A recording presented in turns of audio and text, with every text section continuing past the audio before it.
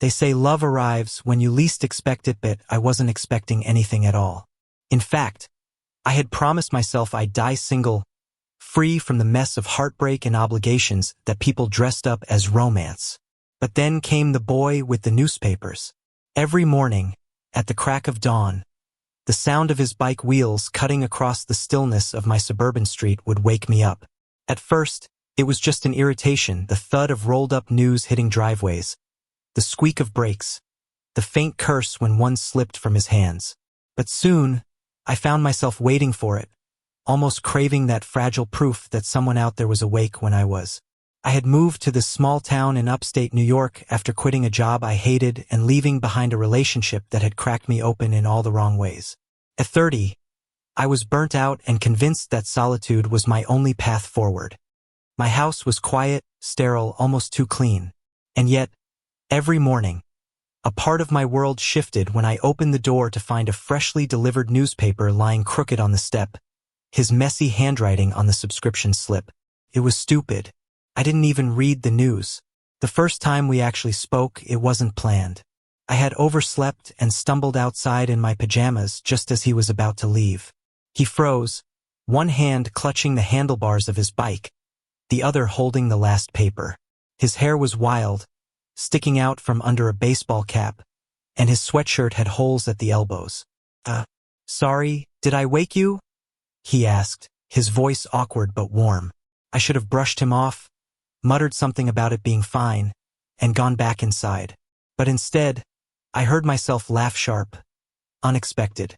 "You wake up the dead with that squeaky brake of yours." For a second, he looked stunned. Then he grinned. God, that grin. It wasn't polished or practiced. It was real, teeth slightly uneven, eyes crinkling at the edges. From that morning on, he started talking to me.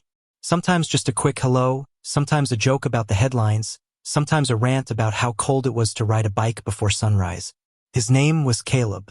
He was 22, barely holding on to community college classes while juggling 2 jobs, one of them delivering papers.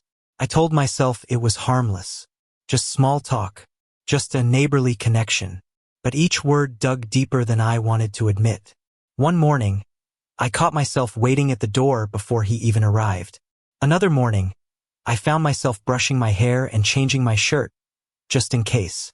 By the 3rd week, I realized I was in trouble, because Caleb wasn't just kind. He was funny. He was thoughtful in ways that made me ache. He noticed things like the way I always paused before answering questions about my past, or how I left my porch light on long after midnight. He didn't push, but he cared. And that terrified me. I had sworn off love. Love had left me bleeding, betrayed, and humiliated. My last partner had been cruel in ways that weren't visible to the world, tearing me down until I barely recognized myself. I had built walls, thick and unbreakable, to protect whatever pieces of me were left.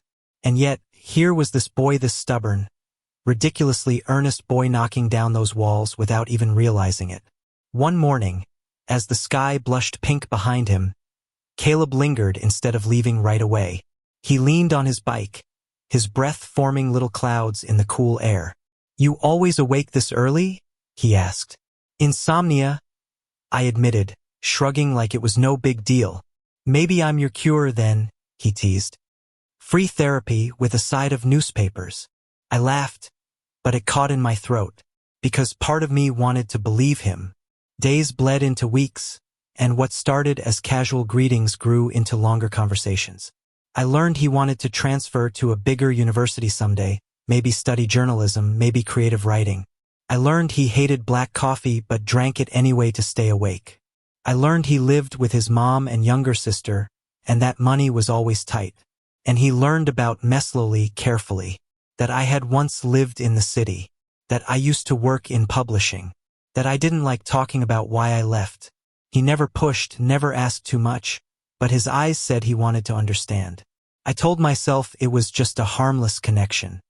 But my heart betrayed me every time his laugh echoed against the morning air, every time his eyes lit up when he saw me. Then came the night everything cracked open. It was raining, sheets of water slamming against the windows, when I heard the frantic knock at my door. I opened it to find Caleb, soaked through, his sweatshirt clinging to him, his hair plastered to his forehead.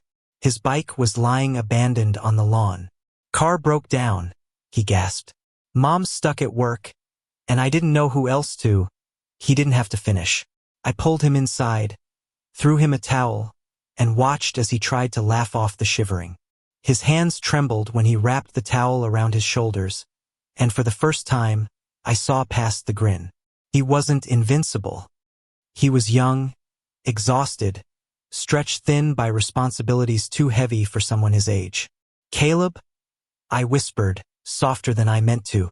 He looked up at me, eyes wide, vulnerable in a way that punched straight through my defenses. I didn't mean to, but before he could finish, I stepped closer. Too close. Close enough to feel the heat of him, even through the damp air. And for the first time in years, I let myself want.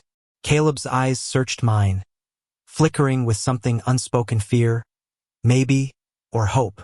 My chest tightened. For years, I had convinced myself that love was poison, that I would never again let anyone hold that kind of power over me. But standing in that rain-dampened room with Caleb trembling before me, I realized I already had. We didn't kiss that night. We didn't cross that line.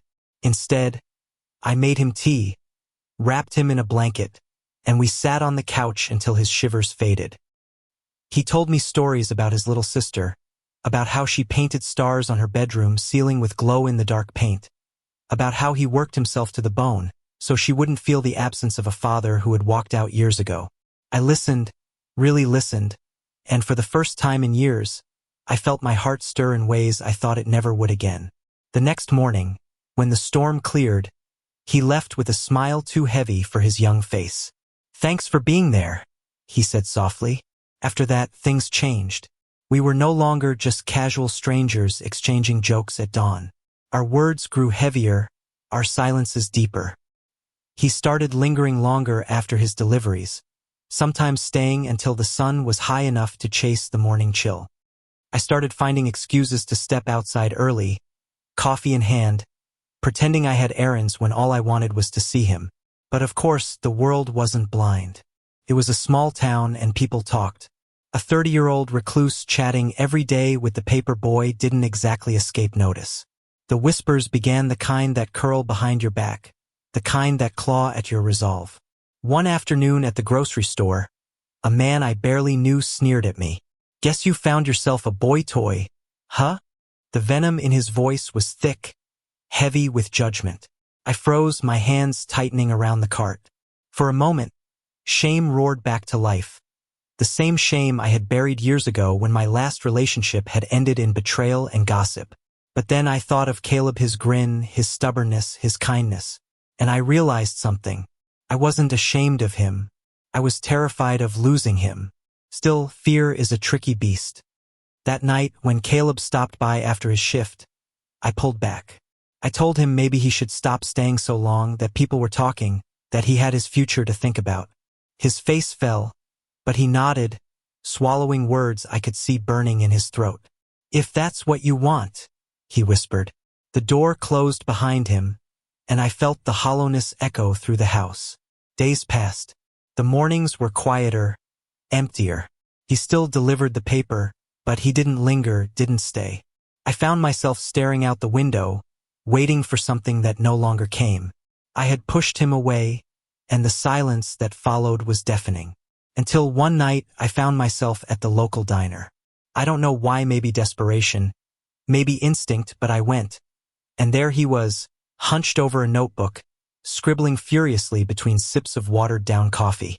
I stood there too long before he noticed me. When he did, his eyes hardened. "What are you doing here?" I made a mistake," I admitted, the words tasting bitter but true. "I thought pushing you away would protect you. Protect me. But all I did was prove how much I care." He stared at me, his jaw tight. "Do you know how hard it is to feel like you're not enough? Like you're just someone's secret?" Because that's what it felt like. My throat closed. I wanted to reach for him, but I didn't. Not yet. "You're not a secret, Caleb. Not to me. You're the reason I wake up. The reason I started living again." And I'm scared as hell, but I'd rather face this fear than lose you." The silence stretched. Then slowly, painfully, his expression softened. He closed the notebook, pushed it aside, and whispered, "Then stop running." I sat across from him, my hands trembling, and for the first time I didn't run. The weeks that followed weren't easy. The whispers didn't stop. Some nights, I lay awake wondering if I was selfish, if loving him meant stealing pieces of his youth, tying him down before he could chase the life he deserved. But Caleb had a way of silencing those fears, not with grand speeches, but with small, steady gestures. He'd show up at my door with takeout when he knew I hadn't eaten. He'd tease me into laughter when I slipped back into silence. He'd scribble notes in the margins of the newspaper and leave them for me to find jokes, quotes, sometimes just a smiley face. And slowly I let myself believe. One morning, as the first snow dusted the lawns white, he looked at me with a grin that didn't hide the seriousness in his eyes. "You know, you could stop pretending you don't wait for me every day." I rolled my eyes, but my smile betrayed me. "And you could stop pretending you're just delivering newspapers." He laughed, and this time I didn't hold back. I leaned in, closing the space between us, and finally I kissed him. It wasn't dramatic or cinematic. It was soft, tentative, a promise sealed under the pale morning sky. And it was enough. Months passed. Winter melted into spring, and our lives tangled together in ways I hadn't dared to imagine. Caleb finished his semester, and I helped him edit his essays late at night over coffee. He started writing more, sharing stories that revealed the depths of his heart, and I found myself prouder than I had been of anything in years. We weren't perfect. We fought, sometimes fiercely, about the future, about fears, about the weight of our differences.